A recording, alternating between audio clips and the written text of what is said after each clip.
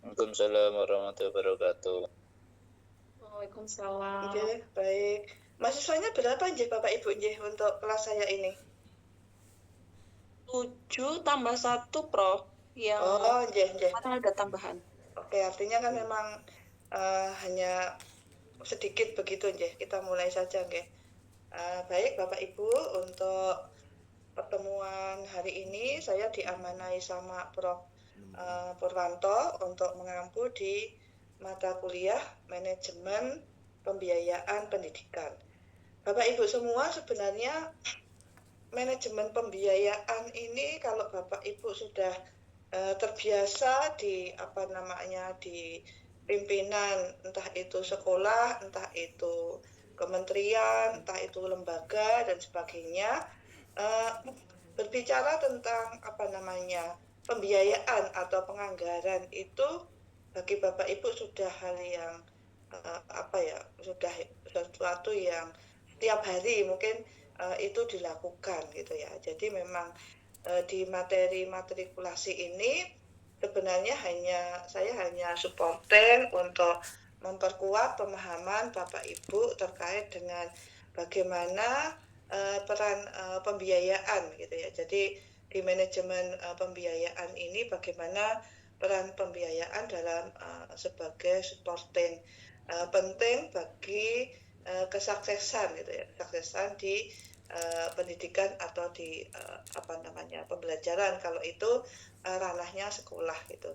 Nah, kita akan diskusi dengan Bapak Ibu terkait dengan materi kita hari ini. Bagaimana sebenarnya konsep penting dari manajemen pembiayaan pendidikan. Jadi nanti kita mungkin lebih banyak ke sharing-sharing karena mungkin bagi Bapak Ibu itu sesuatu yang sudah terbiasa gitu ya. Saya juga di keuangan kebetulan 8 tahun saya sebagai wakil dekan 2 itu terkait dengan keuangan, bidang keuangan dan sarana prasarana. Jadi memang itu bagi saya juga sangat biasa pada saat itu gitu ya, ketika masih jadi wakil dekan gitu ya. Jadi memang kalau kita lihat di pembiayaan gitu ya dan pendidikan ini memang sebuah hal yang saling berkaitan gitu ya. Jadi kalau pendidikannya bagus biasanya memang diimbangi dengan suatu biaya yang juga terkait. Jadi kalau semakin bagus pendidikan kadang-kadang apalagi kalau kita lihat di Indonesia ya, itu rata-rata hampir sekolah yang dalam tanda petik akreditasi unggul atau sekolah-sekolah yang sudah mapan, sudah bagus itu biaya pendidikannya juga hampir semuanya mahal. Kalau dulu ketika saya masih kuliah di S1 gitu ya, mengapa kita berlomba-lomba untuk mendapatkan sekolah negeri gitu ya? Ya karena sekolah negeri pada saat itu murah. Sekolah negeri itu identik dengan sekolah rakyat sehingga biaya atau SPP-nya itu sangat murah. Kalau kita kuliah di swasta pada saat itu biayanya berkali-kali lipat itu. Saya masih ingat ketika saya di UNS itu tahun 91-92 itu SPP-nya itu sekitar kalau tidak salah 90.000 atau 150.000 gitu ya. Tapi kalau pada waktu yang sama kalau Bapak Ibu kuliah di UII itu ya, itu SPP-nya bisa 900.000. Artinya bisa hampir 9 kali lipatnya gitu ya. Tapi kalau kita lihat sekarang gitu ya, sekarang ini sekolah negeri dan sekolah swasta itu lebih mahal sekolah negeri. Kalau Bapak Ibu ingat misalnya kalau sekarang ini kan hampir semua sekolah negeri gitu ya, yang PTNBH itu dia yang masuk dalam jalur mandiri itu mereka memberikan SPI atau sumbangan pengembangan institusi. Jadi SPI-nya itu yang mahal gitu ya. Jadi memang karena SPI-nya yang mahal dalam asumsi gitu ya, kita bisa melihat bahwa sekolah atau kuliah di negeri dalam hitungan biaya juga jauh lebih mahal. Di Brawijaya itu kalau dulu SPP tertinggi itu hanya sekitar 7 juta. Kebetulan anak saya yang kedua ini lulusan Brawijaya gitu ya. Dia kena SPP tertinggi itu 7.800.000 atau berapa. Sekarang itu tertinggi sudah sekitar 14 jutaan. Itu di luar bukan untuk fakultas seperti kedokteran. Kedokteran jauh lebih mahal lagi, rata-rata mungkin 20-an juta lah untuk SPP-nya. Nah, kalau kita lihat di beberapa sekolah, kalau yang dulunya ikatan dinas kemudian menjadi mandiri gitu ya, mereka rata-rata menetapkan biaya pendidikan sangat tinggi gitu ya. Seperti di salah satu sekolah di Boyolali yang sangat favorit itu ya, itu uang masuknya sekarang itu hampir 100 juta atau 100 berapa gitu ya. Itu uang masuknya. Bulanannya itu sekitar 6 jutaan gitu ya. Ini kan makanya kalau kita lihat beberapa sekolah seperti Taruna Nusantara gitu ya, itu juga uang masuknya itu mahal juga gitu ya. Kalau kemudian itu dianggap akan menjadi sekolah rakyat gitu ya, artinya SPP dan semua pembiayaan itu akan dibebaskan, itu sebenarnya kan potensial sekali gitu ya. Pasti akan menjadi, kalau sekarang pun sudah menjadi sekolah unggul gitu ya. Jadi memang kalau kita bicara di manajemen pembiayaan pendidikan itu menjadi salah satu kunci penunjang gitu ya. Sebenarnya bukan satu-satunya, banyak juga sekolah-sekolah sekarang yang kalau kita lihat tidak semuanya sekolah yang mahal itu identik dengan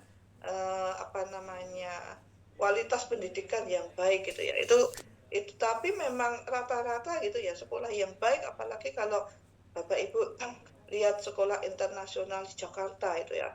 Sekolah di situ itu anaknya artis kayak gitu, Pak. Itu mahal sekali kayak gitu. Nah, makanya memang tidak bisa dipungkiri Bapak Ibu kalau di pembiayaan itu menjadi supporting paling penting untuk keberlangsungan bagaimana pendidikan di lembaga atau di sekolah itu berlangsung kayak gitu. Jadi kita memang kalau orang Jawa itu bilang Jerbasuki mawa bio kayak gitu itu ya, karena memang tanpa biaya gitu ya, bagaimana pembiayaan itu menjadi salah satu faktor penunjang penting bagaimana proses pembelajaran di lembaga itu bisa berlangsung dengan baik. Nah, ini memang bisa jadi ini menjadi ranah Bapak Ibu sekalian gitu ya, ketika Bapak Ibu bekerja di entah itu menjadi kepala sekolah, kepala ketua yayasan atau menjadi pimpinan di sebuah kelembagaan. Ini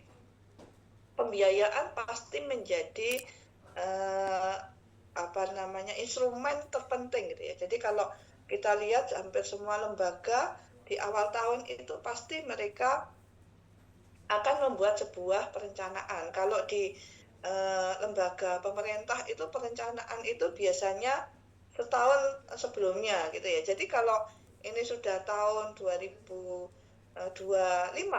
maka perencanaan tahun 2026 itu ya dibuat sekarang gitu ya. Jadi dulu ketika saya jadi wakil dekan itu kalau di awal tahun itu saya sudah akan merencanakan kira-kira berapa pendapatan kampus itu di tahun 2000 berikutnya gitu ya. Kalau sekarang di 2025 ya kita di awal tahun sudah merencanakan pendapatan di tahun 2026.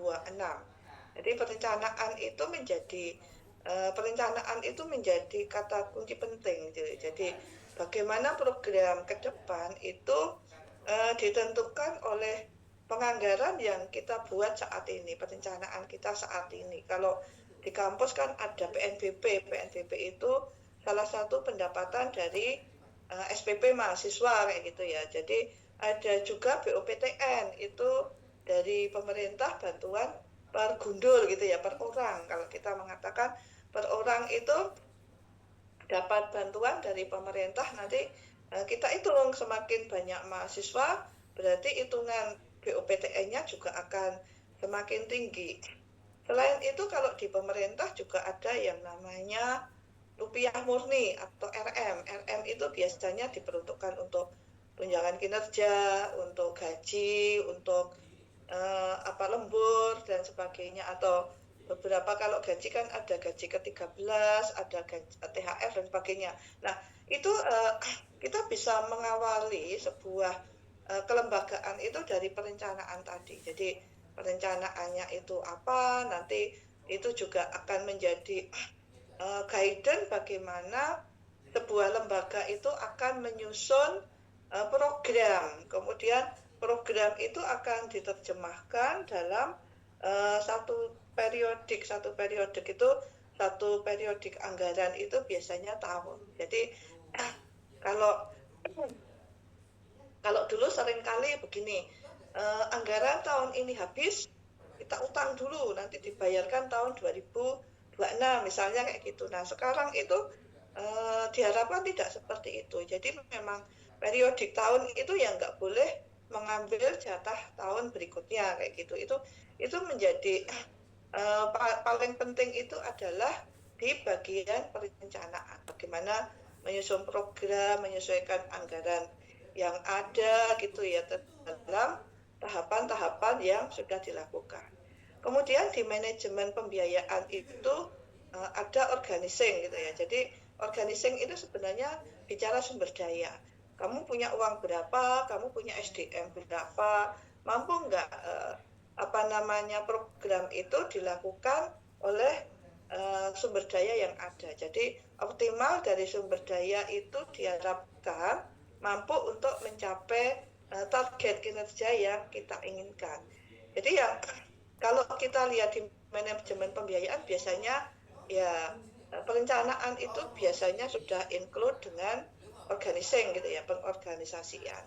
Kemudian di pelaksanaan itu berarti kegiatan yang akan dilakukan. Berapa kalau di penganggaran kan sebenarnya lebih mudah ya, berapa uang yang kita miliki, kemudian apa kegiatan yang akan kita lakukan gitu ya, itu masuk di pelaksanaan. Jadi baru nanti di ketiga itu adalah evaluasi. Evaluasi itu controlling, itu di dalamnya juga ada monitoring gitu ya. Jadi monitoring itu apakah program kerja yang sudah dilakukan atau dilaksanakan itu memiliki evaluasi tertentu gitu ya. Jadi kedepannya evaluasi itu menjadi tindak lanjut gitu ya. Jadi apa kekurangan dari program yang sudah dilakukan, kemudian ke depan gitu ya kira-kira apa yang akan dilakukan. Itu masuk di manajemen pendidikan.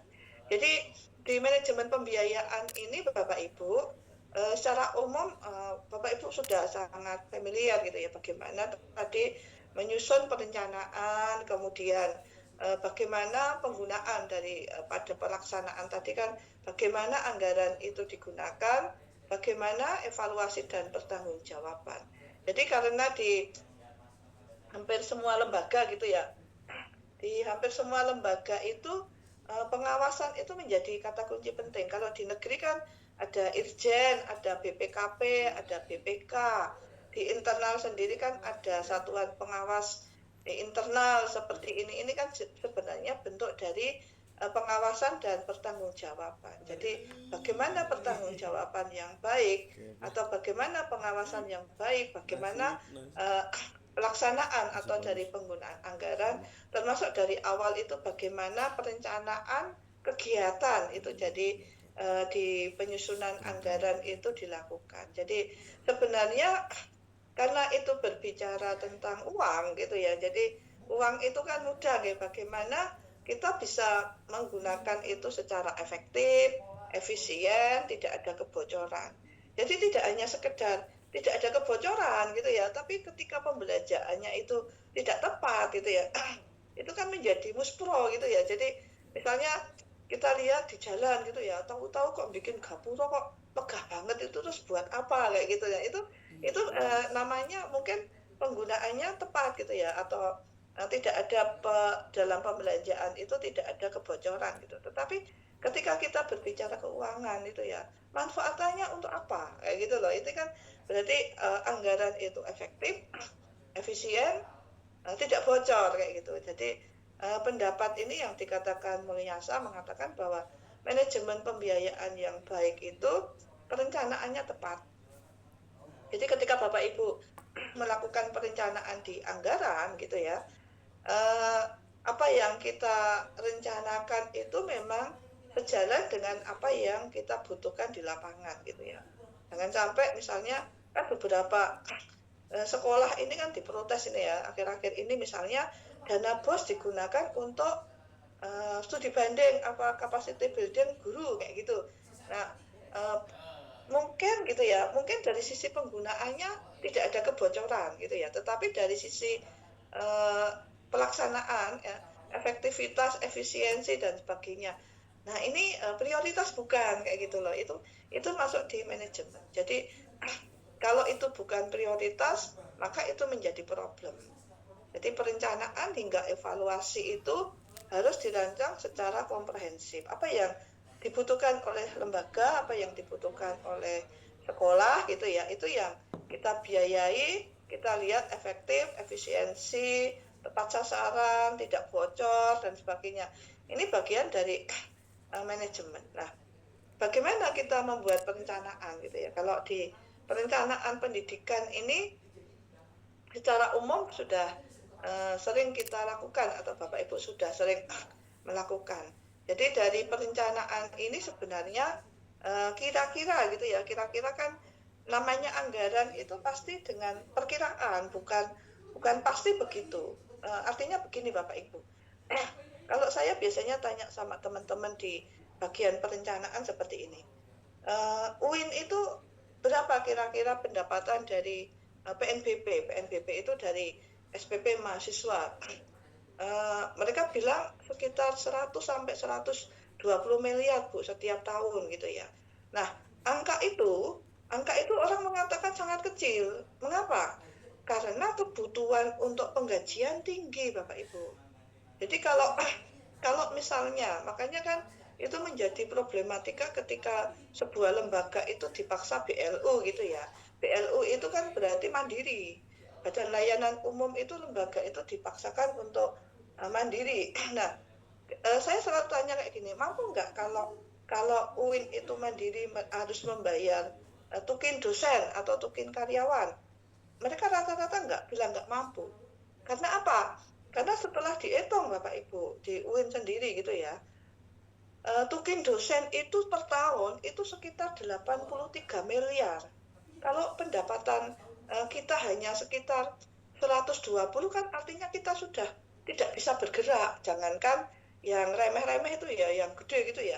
Yang remeh aja nanti menjadi problem. Jadi itu menjadi mengapa ya salah satu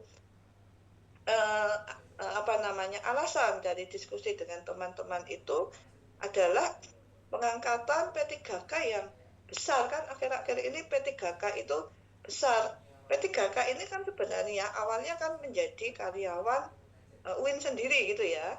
Kalau sekarang mereka biasanya mendapatkan sebagai karyawan kontrak itu mereka awalnya cukup dibayar dengan gaji UMR mungkin sekitar 2,5 sampai 3 juta lah untuk karyawan kontrak.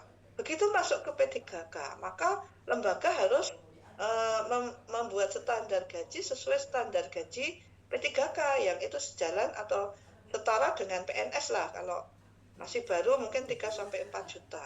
Lah tukin mereka itu di grade berapa ya? 7 atau 8 begitu. Grade 7 atau 8 itu per bulannya sekitar 4 jutaan. Nah, itu kan berarti sebulan yang tadinya hanya dibayar 2,5 sampai 3 juta, melonjak jadi 7 sampai 8 juta itu per orang.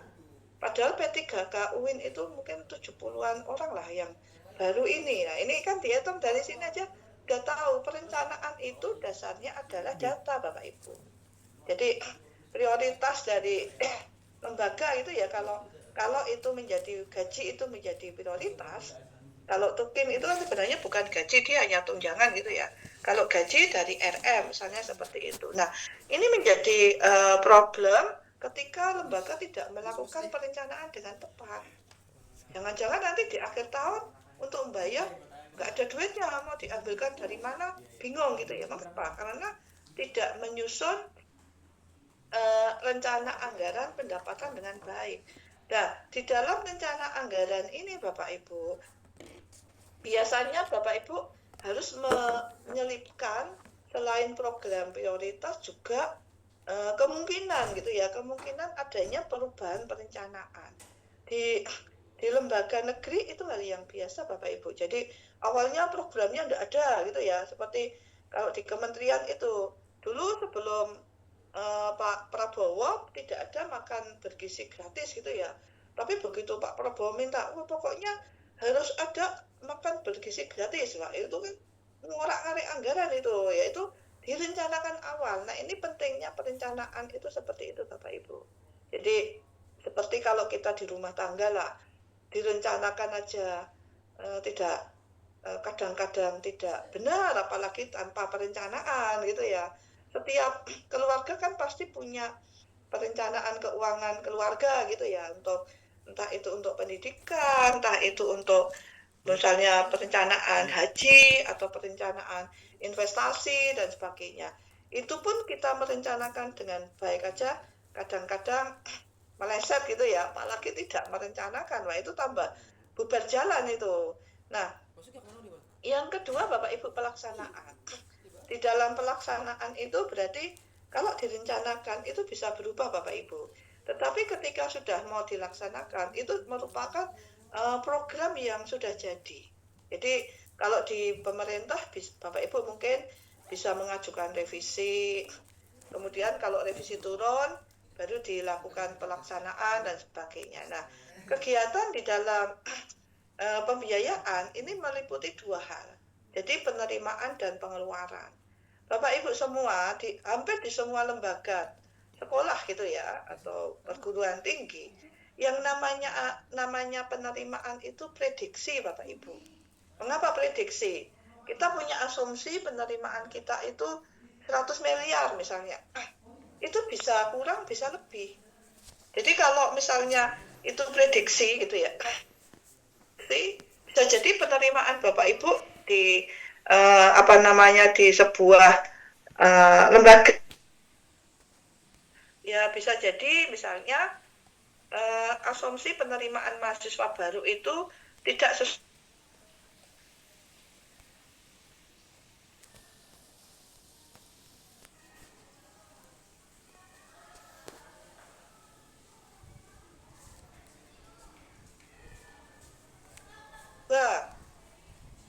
sangat mungkin Bapak Ibu mahasiswa itu mengundurkan diri atau sangat mungkin di penerimaan atau bisa jadi itu melebihi. Artinya apa? Misalnya penerimaan mahasiswa baru lebih tinggi dari prediksi awal misalnya. Tidak ada mahasiswa yang cuti dan sebagainya. Atau bisa jadi bantuan BUPTN mengalami peningkatan dan sebagainya. Atau ketika ada tambahan karyawan rupiah murni meningkat kayak gitu. Itu berarti atau misalnya ada kenaikan gaji misalnya. Kenaikan gaji kalau di pemerintah kan pemerintah yang membayar, berarti ada penerimaan yang meningkat kayak gitu. Nah, dari penerimaan ini kan bisa dihitung, kemudian baru masuk di pengeluaran. Pengeluaran ini tentu kita akan menyesuaikan penerimaannya berapa dan pengeluarannya berapa. Nah, dari sini Bapak Ibu bisa menjelaskan manajemen pembiayaan itu berarti pada pelaksanaan itu adalah balancing antara apa? Antara penerimaan dan pengeluaran di pendidikan. Jadi kalau kita lihat penerimaan ini kan beragam. Ada dari pemerintah, kalau di pemerintah daerah itu bisa dari APBD gitu ya. Mungkin pemerintah daerah bisa mendapatkan dana dari APBN gitu ya, termasuk dana hibah dan sebagainya. Nah, alokasi untuk pemerintah atau sekolah atau lembaga negeri. Bagaimana dengan sektor yang lain? Misalnya bisa nggak lembaga itu mendapatkan bantuan dari swasta? Sangat bisa Bapak Ibu. Jadi termasuk dari donasi, dari kerjasama. Donasi ini dari swasta ini sebenarnya tidak harus melulu dalam bentuk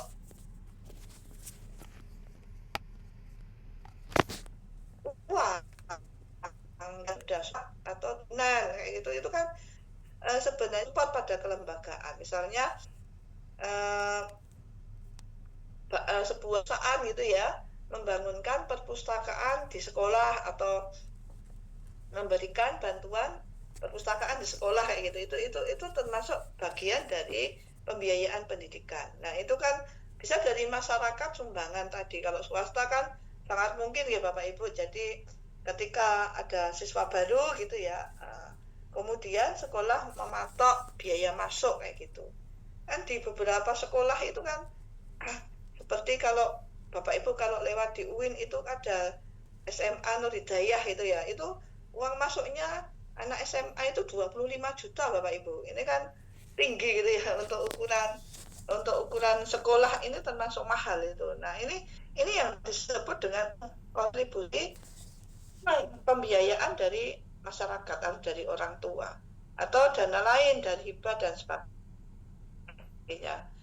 Nah, kemudian dari sini Bapak Ibu kita bisa melihat bagaimana yang ketiga adalah evaluasi. Jadi adalah bentuk bagaimana agar pembiayaan itu transparan atau agar kegiatan pembiayaan itu bisa berjalan dengan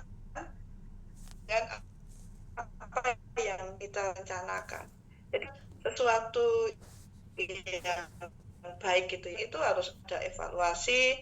Setiap mengeluarkan anggaran itu harus ada evaluasi dan sebagainya. Jadi pengawasan ini bagian dari transparansi lembaga pendidikan. Siapa yang melakukan pengawasan ya sebenarnya kalau di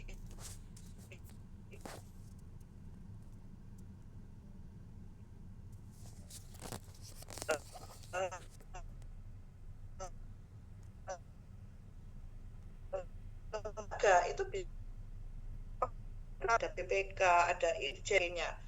Ternyata juga sama. Di swasta pun auditnya, pengawas internalnya itu juga ada, audit eksternalnya juga berjalan seperti itu ya, tradisi yang baik gitu ya, bagaimana pengawasan yang baik itu akan menekan atau bisa menekan terjadinya penyalahgunaan anggaran, karena uang ini kan fleksibel sekali ya, kadang-kadang kalau tidak diawasi dengan baik itu takutnya memang penyalahgunaannya itu juga tinggi sehingga perlu dilakukan evaluasi. Kemudian terkait dengan orientasi sekolah gitu ya, bagaimana kegiatan pembelajaran ini, apakah sekolah ini diperkenankan untuk menarik biaya bagi peserta didiknya, untuk peserta didiknya gitu. Nah ini sebenarnya aturan yang kalau di swasta kan itu sudah sangat umum terjadi ya, karena tergolong unit sosial gitu ya. Apa yang tidak boleh dari sebuah kegiatan sekolah gitu ya, yang tidak boleh adalah kalau berdasarkan aturan adalah ada sisa anggaran.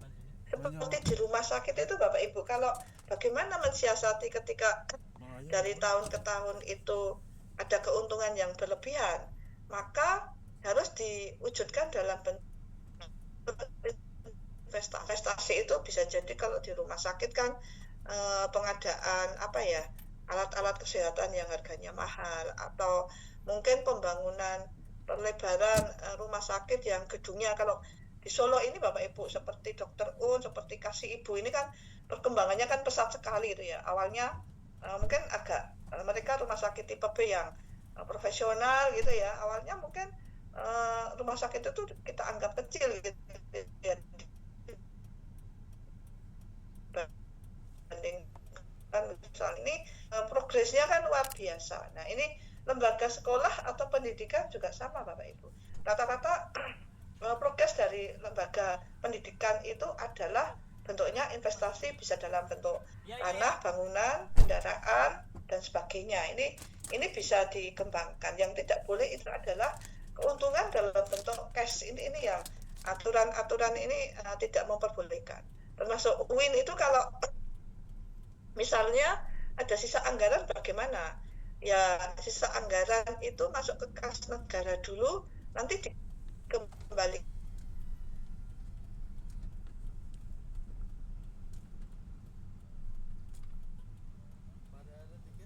Enggak masuk kemarin nggak dikasih tiket. Dikembali Nanti aja kamu diputar gampang gitu. Saya bilangin nanti. lagi seperti itu. Tanggung jawab saya. Kemudian apa tujuan dari manajemen pembiayaan? Jadi manajemen pembiayaan itu adalah bagaimana Apa? Asrama pokoknya Pak Muni. kita akan melakukan evaluasi Makasih ya Bang ya. Terus kegiatan rumah tangga ya Bapak Ibu ya. Jadi memang dana di setiap lembaga itu ada prioritas. Jadi misalnya bagaimana kita menentukan program prioritas? Program prioritas itu dasarnya adalah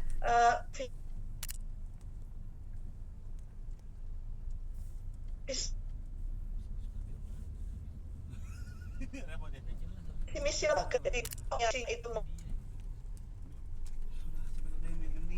mengarah ke program-program internasional, maka kegiatannya peningkatan mahasiswa asing. Berarti kan kita harus lebih banyak promosi ke luar negeri, kegiatan webinar atau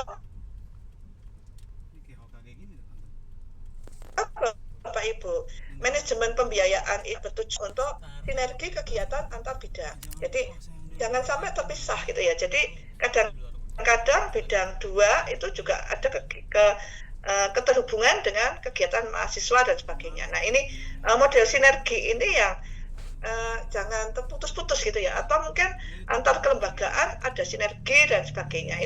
Ini bisa kita lakukan. Misalnya kalau di ekonomi ada beberapa kegiatan yang itu bareng ISE atau bareng OJK atau Bank Indonesia dan sebagainya. Nah, itu kita bisa melakukan sinergi kegiatan. Kemudian yang ketiga adalah perilaku transparansi dan akuntabilitas. Jadi pentingnya membangun sebuah model gitu ya, model model penganggaran yang transparan dan akuntabilitas. Jadi saya 8 tahun berhubungan dan akuntabilitas ini kan sebenarnya mudah, sangat mudah itu. Pertama misalnya kalau yang dulu saya lakukan itu setiap kegiatan itu pelibatan itu penting. Jadi misalnya kita akan membahas kegiatan mahasiswa, udah mahasiswa semua kelompok BEM, HMJ, semua berapa kegiatan kemahasiswaan, berapa organisasi kemahasiswaan kita kumpulkan, misalnya kita ajak diskusi, kamu maunya apa, ini uang kita sekian, kamu pengen beli apa, kita harus apa, kayak gitu. Itu bentuk dari transparansi kegiatan. Jadi memang dari sini kita juga mendorong akuntabilitas. Jadi akuntabilitas ini kan sebenarnya agak mudah, tetapi seringkali orang sulit untuk melakukan. Kalau saya dulu paling gampang untuk mendorong transparansi dan akuntabilitas itu SOP yang harus bermain, Bapak Ibu. Jadi misalnya kayak gini, saya kan punya bendara penerimaan, bendara pengeluaran, atau orang-orang yang pekerjaannya itu belanja. Nggak boleh bareng itu. Itu harus penting. Itu sangat penting. Jadi misalnya kayak gini, orang yang menerima uang kas itu tidak boleh belanja. Yang belanja orangnya berbeda. Setiap pembelanjaan atau setiap orang yang membutuhkan anggaran harus pakai disposisi. Ini penting. Jadi misalnya kayak gini, Bu, saya pengen kegiatan ini, disposisi dekan. Jadi dari orek-orekan dekan itulah nanti cara saya bekerja. Saya bikin disposisi, saya kasihkan ke Kabak gitu ya, Kabak lakukan ke bendara yang mengeluarkan tidak boleh belanja. Misalnya kayak gini, bendara bawa uang kemana-mana belanja sendiri nggak boleh, harus orang lain. Nah ini sebenarnya bentuk transparansi dan akuntabilitas. Jadi walaupun kita megang uang puluhan miliar atau bahkan lebih besar kayak gitu, tidak masalah. Mengapa? Karena kontrol itu menjadi penting. Ciri-ciri kontrol adalah transparansi dari sisi ini. Walaupun misalnya Pak Dekan gitu ya, Bu saya butuh uang untuk ini, bikin disposisi Pak Dekan. Nggak boleh Pak Dekan langsung minta ke bendara, minta uang dong kayak gitu, nggak boleh. Aturan saya adalah semua pengeluaran harus tercatat kayak gitu. Kita akan tahu bahwa uang itu digunakan untuk apa selama ada disposisi dan sebagainya. Nah ini bentuk transparansi dan akuntabilitas ini sebenarnya kan bukan sesuatu yang sulit.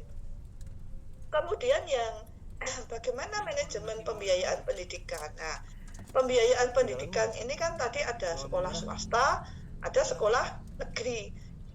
Sebenarnya kayak gitu sawang sinawang ya Bapak Ibu. Jadi kadang-kadang teman-teman yang di swasta itu bilang ke saya kayak gini, enak ya negeri duitnya karena njaluk kayak gitu lah. Saya juga bilang enak ya swasta itu kayak nomor duit karena dicakai enak ya karena nggak usah bikin aturan macam-macam itu ya. Ini sawang sinawang katanya begitu. Karena entah itu negeri atau swasta, anggaran itu kata kuncinya itu terbatas. Kita punya uang itu pasti kebutuhan kita banyak, tetapi alokasi kita itu yang terbatas. Butuhnya akeh, pengennya akeh. Apalagi kalau kita berbicara keinginan itu ya, wah itu nggak akan selesai kayak gitu. Nah, maka peran dari kelembagaan itu adalah memanajemen tadi. Pembiayaan pendidikan dari swasta itu macam-macam. Misalnya mereka memang swasta itu dari sisi menggunakan kerjasama dengan eksternal itu lebih fleksibel. Jadi misalnya dapat bantuan dari Sampurna, dapat bantuan dari Pertamina, dapat bantuan dari perbankan dalam bentuk apapun itu lebih fleksibel. Itu kalau dari swasta begitu. Kemudian swasta itu biasanya juga ketika berhubungan dengan sumbangan orang tua, aturannya kan lebih fleksibel juga. Tapi kalau negeri nggak bisa Bapak Ibu. UIN itu misalnya kayak gini, bisa nggak kita ngambil dana SPI dari lembaga? Oh nggak bisa, selama kita belum PTNBH nggak bisa. Kita bisanya menentukan UKT tadi, uang kuliah tunggal tadi gitu ya. Adakah iuran atau dana operasional pendidikan itu dilakukan ya? Swasta lebih fleksibel tadi. Mengapa lebih fleksibel? Karena kalau negeri itu ada aturan-aturan tentang penggunaan anggaran. Misalnya anggarannya dari mana? Misalnya kalau dana BOS itu ya, sekolah negeri kan dilarang untuk menarik dana dari siswa langsung. Makanya sekarang ini kan banyak problem begitu ada gitu ya, sekolah melakukan penarikan ilegal kayak gitu. Kalau di sekolah swasta enggak apa-apa. Sekolah swasta itu yang penting yayasan bikin aturan ini oke. Tapi kalau di negeri enggak bisa. Kalau Bapak Ibu menjadi guru atau menjadi pimpinan di sekolah negeri kan sulit untuk menarik dana langsung dari siswa. Bahkan di Jawa Barat itu hanya sekedar kegiatan eksternal aja kepala sekolahnya itu bisa diturunkan itu. Nah ini kan mengapa ya? Mungkin setiap pemerintah daerah punya kebijakan yang itu memang harus ditaati. Mengapa ya? Karena sekolah itu mengandalkan gitu ya dana alokasi dari pemerintah daerah. Dari mana itu? Bisa dari PAD atau bisa dari DAU dan sebagainya, atau memang bentuknya itu adalah kalau seperti dana SPSN kayak gitu ya, itu langsung itu yang memberikan pemerintah pusat langsung ke daerah dan sebagainya, atau langsung ke perguruan tinggi dan sebagainya. Nah, pengajian jangan lupa. Kemudian apa itu komponen biaya pendidikan, Bapak Ibu? Di komponen biaya pendidikan ini, kalau kita berbicara tentang manajemen pendidikan, ada 3 komponen penting Bapak Ibu. Jadi yang pertama adalah struktur biaya pendidikan. Jadi saya kira Bapak Ibu sudah sangat familiar apa itu struktur biaya pendidikan. Yang kedua adalah analisis gitu ya, bagaimana kita menganalisis biaya gitu ya, sehingga mudah untuk melakukan pengembangan atau mudah untuk melakukan evaluasi terkait dengan kemampuan lembaga dalam pembiayaan. Yang ketiga adalah penting gitu ya, bagi setiap komponen, apalagi pengelola, pimpinan, kepala sekolah kayak gitu ya, untuk cerdas gitu ya, mengetahui bagaimana pengelolaan di biaya pendidikan sekolah tadi. Nah, ini Bapak Ibu, yang pertama kita akan memahami struktur. Di dalam struktur biaya pendidikan, kita akan melihat ada beberapa biaya Bapak Ibu. Jadi ada biaya satuan pendidikan, ada yang disebut dengan biaya personal, kemudian ada yang disebut dengan biaya operasional. Nah, ketika Bapak Ibu memahami apa itu biaya personal, apa itu biaya operasional, apa biaya satuan pendidikan, itu memudahkan Bapak Ibu untuk memahami logika gitu ya, logika penganggaran itu dengan mudah. Mengapa? Jangan-jangan begini Bapak Ibu, jangan-jangan sekolah atau lembaga itu uangnya habis untuk operasional.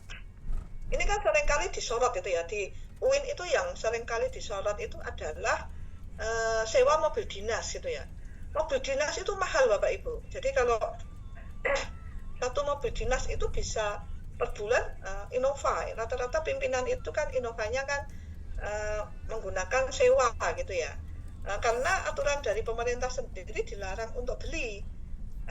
Karena dilarang untuk beli harus sewa. Nah, biaya operasional yang mahal Bapak Ibu. Satu mobil bisa puluhan juta. Jadi kalau puluhan juta per bulan, kalau per tahun kan berarti ratusan ya kan.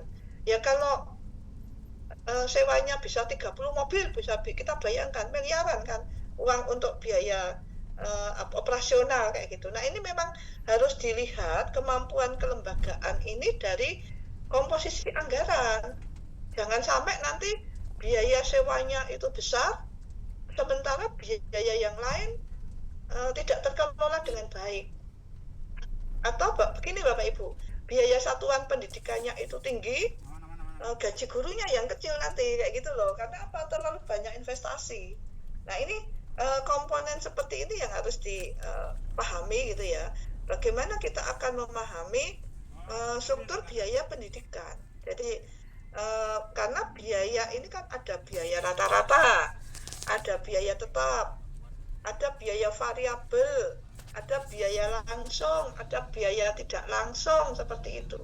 Itu yang kita pahami secara struktur itu seperti itu. Struktur biaya pendidikan Bapak Ibu, ada biaya personal, ada biaya satuan pendidikan, ada biaya operasional.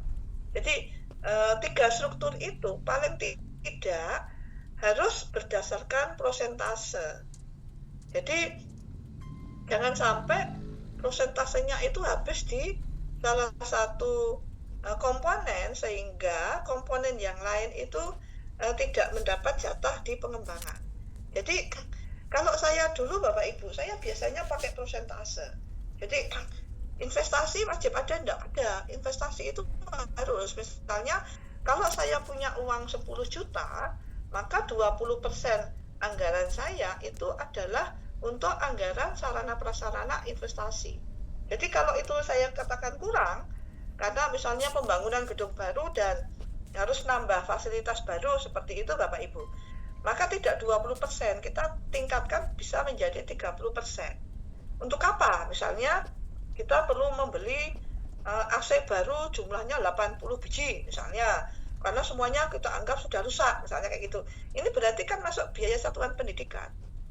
Itu prioritas. Kalau itu menjadi skala prioritas, maka itu harus dianggarkan utama. Kita masuk di biaya investasi misalnya. Yang kedua Bapak Ibu, jangan lupa yang namanya investasi pendidikan itu tidak hanya investasi sarana prasarana saja. di sini juga masuk di investasi SDM. Jangan sampai misalnya gurunya mau mengikuti acara webinar, kepala sekolahnya bilang nggak ada uang kok, kayak gitu. Gurunya harus pelatihan kurikulum baru, misalnya kurikulum kalau di perguruan tinggi kan kurikulum OB. Ini penting, pokoknya semua dosen harus punya kurikulumnya OB. Nah, ini kan mereka harus dilatih dulu untuk bisa membuat kurikulum OB. Nah, maka sekolah atau lembaga harus menyisihkan misalnya 15% anggaran diperuntukkan untuk pengembangan SDM, kayak gitu. Jadi kalimat saya masih ingat ya, dan teman-teman masih ingat dengan saya kayak gitu. Bu Fitri itu tidak pernah bicara tidak ada uang. Saya selalu bilang ke teman-teman kayak gini, kalau kamu minta uang ke saya bilang saya tidak punya uang, berarti saya gagal sebagai wakil dekan, saya bilang gitu. Mengapa? Ya karena kewenangan anggaran itu di kita. Kalau misalnya bilang nggak ada uangnya kok, nggak bisa kayak gitu, lah gampang banget semua orang bisa melakukan itu. Yang ada adalah uangnya ada, tapi tidak besar, kayak gitu boleh. Misalnya kayak gini, waktu itu saya masih ingat, ada teman-teman itu pengen seminar internasional itu ke Sulawesi Tenggara atau kemana ya, saya lupa. Pokoknya ke Sulawesi, per orang itu anggarannya 8 juta. Kalau yang berangkat 5 orang, berarti kan 40 juta. Saya bilang kayak gini, oke, saya punya anggaran 40 juta, kalian bisa seminar internasional ke Sulawesi. Saya jamin apa? Tiket pesawat, kemudian hotel, biaya seminar, kita jamin itu. Tapi, saya bilang itu. Tapi saya tidak mau memberi uang saku. Mengapa? Karena duitnya nggak ada. Dipikir mereka tetap bersikeras minta uang saku. Saya bilang saya nggak punya uang. Kalau pakai uang saku duitnya habis, saya bilang gitu. Sekarang tinggal kalian pikirkan, mau berangkat apa enggak, terserah, saya bilang gitu. Kita kan juga dari sisi kebijakan kan harus tegas. Cuma uang saku per hari cuma 500.000, kalau 5 hari berapa? 5 hari kan 2,5 juta. Pengkel 5 Sulawesi juta, itu besar, saya bilang gitu. Enggak, saya bilang, kalau kalian mau ke Sulawesi, saya belikan tiket pesawat, saya belikan biaya seminarnya di sana 5 hari, saya kasih hotel, tidak uang saku, kayak gitu. Jadi biaya-biaya ini bukannya kita tidak mau memberi uang saku, tetapi memang secara anggaran itu tidak bisa dianggarkan. Jadi dari sini kelembagaannya sudah benar, investasi harus ada. Kemudian yang kedua adalah investasi itu tidak hanya sarana prasarana, tetapi juga SDM. Jadi kemudian yang lain misalnya bagaimana dengan pemeliharaan dan sebagainya.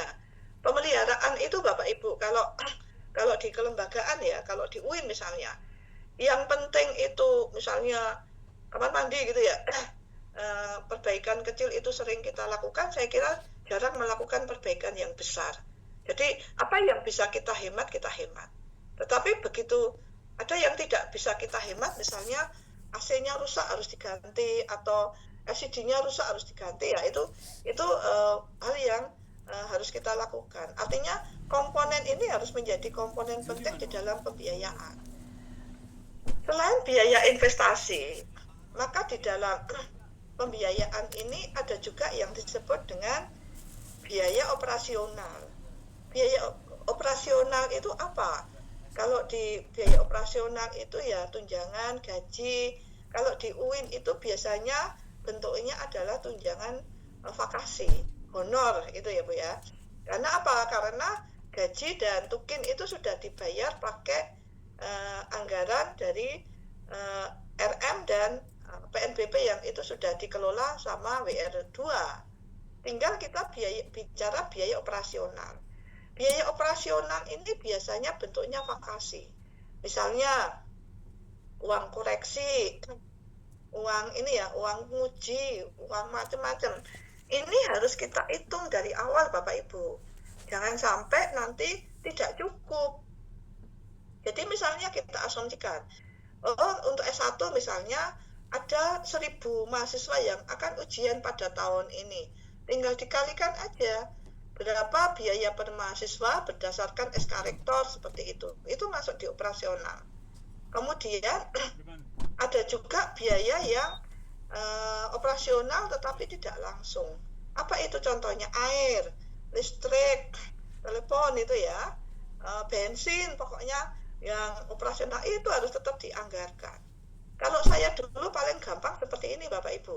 Saya bilang sama Pak WR 2, Pak WR boleh nggak semua pimpinan itu dikasih uang bensin? Oh boleh, tapi dia setiap bulan harus setor kwitansi bensin. Oke, kita kasih jatah kayak gitu. Jadi operasional itu memudahkan. Jadi kemudian biaya personal itu biasanya melekat pada peserta didik. Jadi kalau orang sekolah itu kalau beli buku, beli seragam, beli sepatu kayak gitu itu kan itu masuk di biaya personal. Nah, ini penjelasan yang paling mudah itu seperti ini Bapak Ibu. Jadi biaya personal operasional itu bisa gaji tunjangan dan biaya non personal. Jadi uang snack kayak gitu atau kalau Bapak Ibu bikin SPC dan sebagainya itu biasanya ada anggaran-anggaran yang itu masuk di biaya operasional. Nah, kemudian Bapak Ibu bagaimana memahami konsep biaya itu jika dimasukkan ke dalam struktur biaya pendidikan? Bapak Ibu, kita harus cerdas melihat struktur biaya tadi. Jadi di dalam struktur biaya ini ada biaya langsung, ada biaya tidak langsung. Lembaga pendidikan Bapak Ibu, biaya langsung itu biasanya kalau sekolah itu pasti berhubungan dengan guru. Jadi gaji, tunjangan guru kayak gitu itu biaya langsung. Tetapi ada juga biaya tidak langsung tadi, air, misalnya cleaning service seperti itu masuk di biaya tidak langsung. Nah, di dalam pembiayaan Bapak Ibu kita juga mengenal apa yang disebut dengan biaya tetap dan biaya biaya total gitu ya. Biaya tetap itu apa? Biaya tetap itu salah satunya adalah biaya gedung Bapak Ibu. Jadi kalau sekolah itu punya gedung itu ya, siswanya itu 1.000 sama siswanya itu 500, biayanya sama. Yang dikeluarkan sekolah itu sama. Jadi kalau misalnya sekolah itu punya murid 1.000, dia harus bangun gedung senilai 10 miliar, berapapun muridnya itu sama. Itu yang disebut dengan biaya tetap. Artinya apa? Artinya semakin banyak murid atau semakin banyak mahasiswa, maka biaya tetapnya akan semakin rendah. Itu. Kemudian apa yang disebut dengan biaya tidak tetap? Ya, tidak tetap itu berarti masuk di biaya variabel. Kalau Bapak Ibu akreditasi sekolah gitu ya, rata-rata asesor itu sering menanyakan biaya rata-rata. Itu yang sering familiar kita kenal gitu ya Bapak Ibu ya. Biaya rata-rata itu apa? Biaya rata-rata itu tambahan dari biaya tetap dan biaya variabel.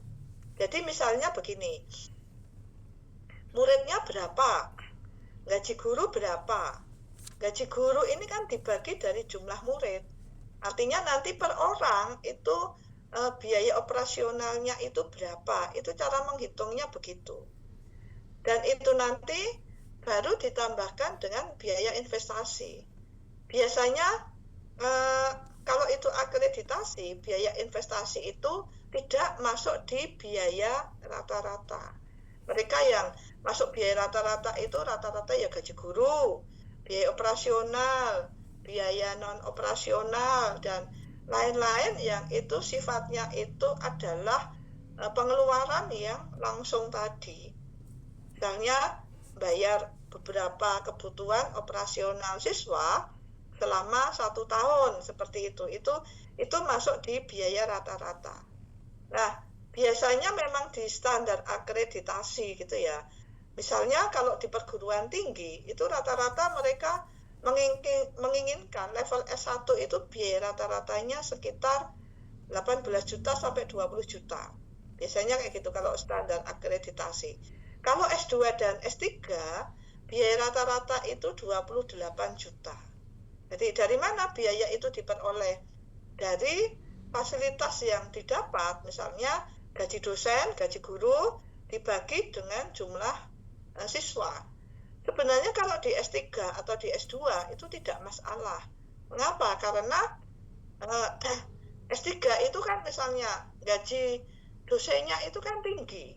Itu kalau mahasiswanya itu tidak banyak, maka dari sisi rata-ratanya kan akan ketemu angka yang tinggi. Saya biasanya kalau ada asesor datang, kalau keuangan itu yang ditanya pasti saya. Fitri, berapa rata-rata biaya mahasiswa untuk S3 pasca sarjana? Saya bilang 40 juta. Kok bisa, kok banyak sekali? Iya, Prof. Di sini profesornya banyak kok, saya bilang gitu. Oh iya, terus apa lagi? Di sini risetnya juga banyak. Karena kampus itu kan setiap tahun, seperti UIN itu minimal 3-4 miliar kan harus digunakan untuk riset dosen. Nah, kalau pasca mahasiswanya tidak banyak, dosennya ada 5-6, masing-masing dosen dapat 1 riset. Nah, itu kan sudah menambahkan anggaran itu. Nah, ini yang dikatakan operasional untuk perguruan tinggi itu seperti itu. Jadi kita bisa menghitung struktur biaya itu dasarnya seperti itu. Dari semua komponen biaya yang harus dikeluarkan dibagi dengan jumlah siswa dan sebagainya. Bapak Ibu, selain biaya tadi langsung, tidak langsung, kemudian kita berbicara tentang analisis biaya pendidikan. Jadi bagaimana kita mengasumsikan analisis biaya pendidikan? Ya, Pak. Biaya pendidikan itu ada 4 analisis, gitu ya, analisis biaya. Yang pertama adalah efektivitas biaya, efektif atau tidak, gitu ya. Jadi efektif itu tepat sasaran apa enggak, kayak gitu. Tepat sasaran itu misalnya kayak gini.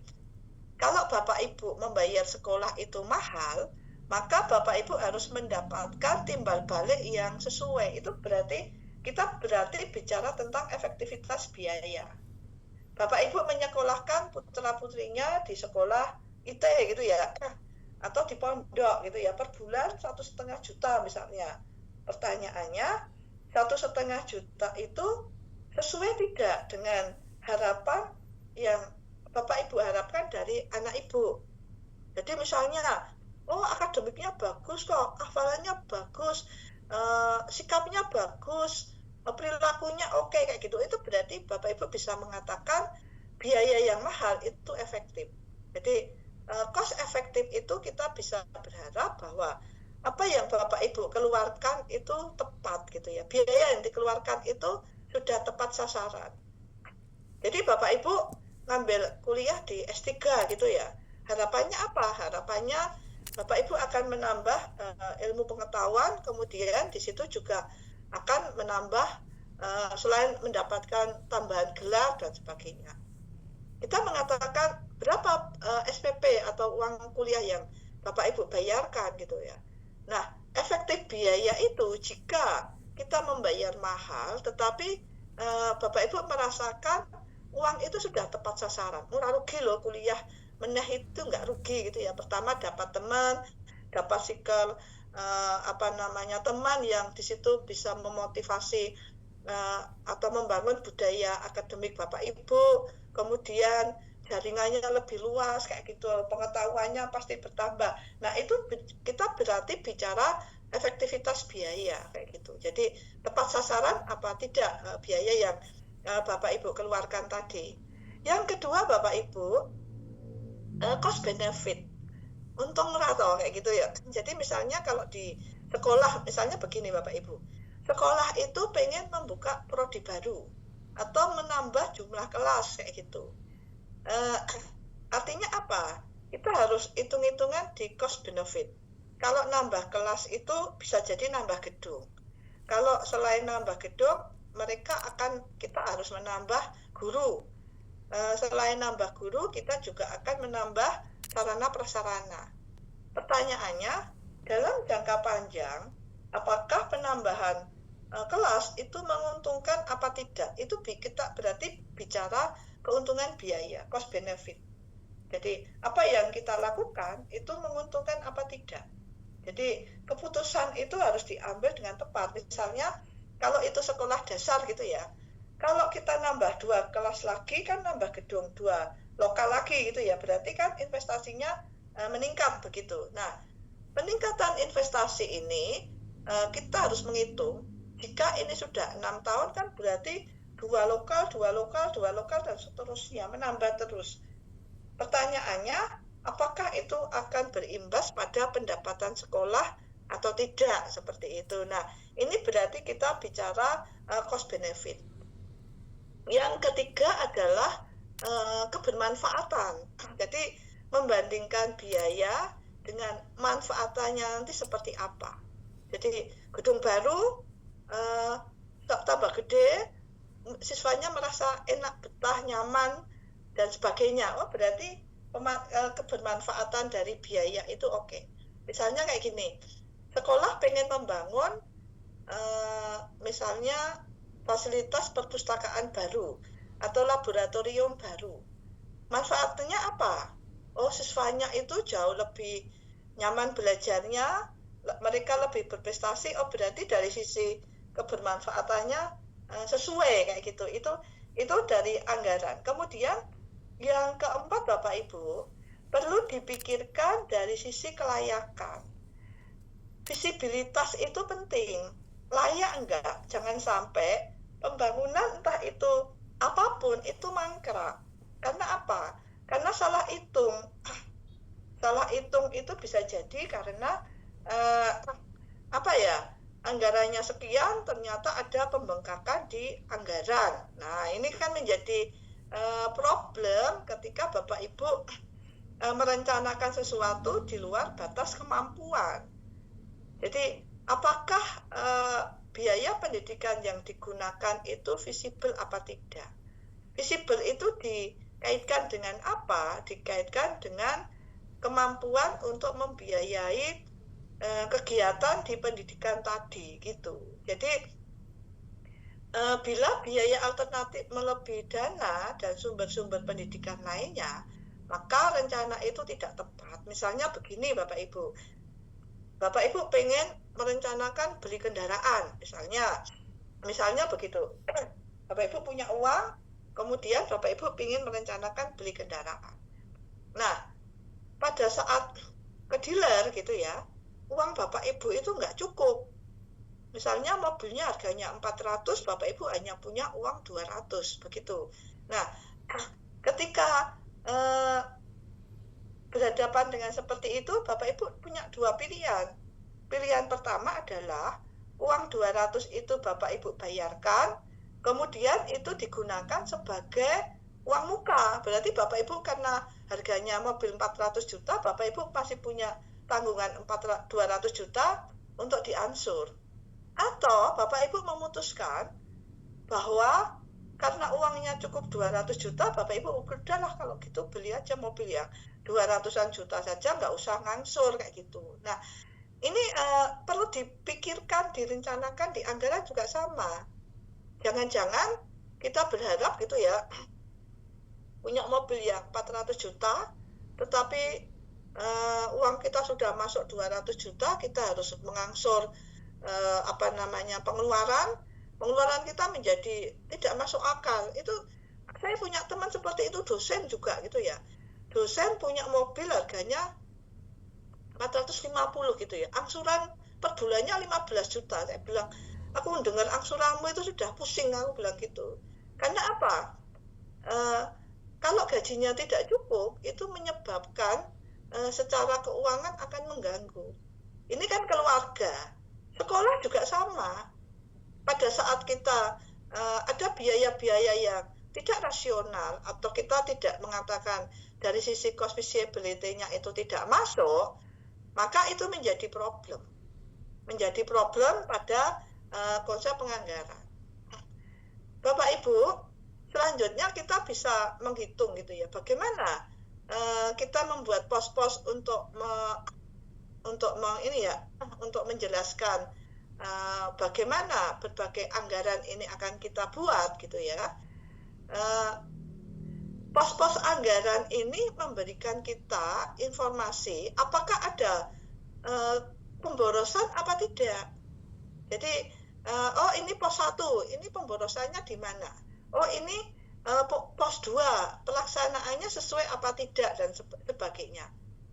Jadi pos-pos ini memungkinkan kita sebagai pengelola itu untuk mengevaluasi setiap kegiatan itu berdasarkan anggaran yang kita sediakan. Oh, di pos ini kita sisa anggaran banyak. Oh, di pos ini kita tidak bisa melakukan anggaran dan sebagainya. Jadi efisiensi dalam pengelolaan ini dapat dicapai, maka kebijakan untuk menaikkan biaya pendidikan ini sangatlah wajar gitu. Jadi, oh kalau uang segitu nggak cukup, berarti untuk menekan agar dana kita cukup, maka salah satu kebijakannya adalah menaikkan agar biaya pendidikan itu meningkat gitu. Itu di S1 UIN sudah dilakukan. Kalau dulu itu UKT itu hanya ada level 4, sekarang itu sampai level 7. Jadi masyarakat itu seringkali kebingungan itu ya, kalau masuk UIN mendapatkan UKT level 7 itu dia harus membayar SPP sekitar 7 juta. Banyak yang protes ke saya, Bu, itu SPP-nya kok mahal sekali, mengapa saya dapatnya 7 juta, misalnya seperti itu ya. Saya bilang, karena hampir di semua perguruan tinggi SPP-nya naik juga. Kebetulan dia ngambilnya mandiri, sehingga dapatnya level yang paling mahal, misalnya seperti itu. Nah ini tentu harus menjadi dasar bagaimana kenaikan anggaran itu akan diperhitungkan dengan baik untuk menjelaskan apa? Untuk menjelaskan agar pengeluaran itu bisa termanage dengan baik gitu ya, karena basicnya adalah penerimaan tadi. Nah ini bentuk dari dari pentingnya mengetahui biaya pendidikan gitu ya. Itu kita membuat pos-pos tadi Bapak Ibu. Pos-pos tadi itu membantu gitu ya. Misalnya pos 1 itu adalah gaji misalnya. Pos kedua itu adalah biaya investasi SDM, dan yang ketiga adalah biaya investasi sarana dan prasarana misalnya begitu. Yang keempat adalah biaya pemeliharaan.